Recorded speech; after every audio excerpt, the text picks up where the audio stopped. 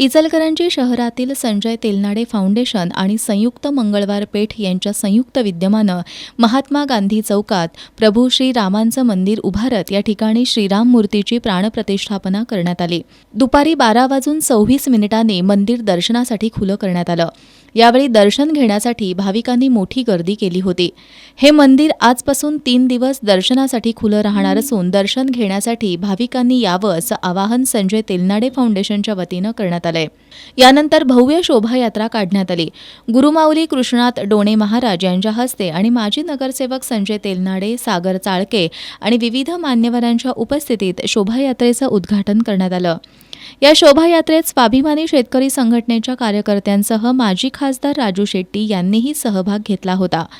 शोभायात्रेत सहभागी भक्तांना त्यांच्या हस्ते ताक वाटप करण्यात आलं। या शोभायात्रेत बैलगाडी, झांज पथक, ताशा, लेझीम आणि धनगरी ढोल पथक यांचा सहभाग होता। शोभायात्रेच्या मार्गावर आकर्षक रांगोळ्या काढण्यात आल्या होत्या।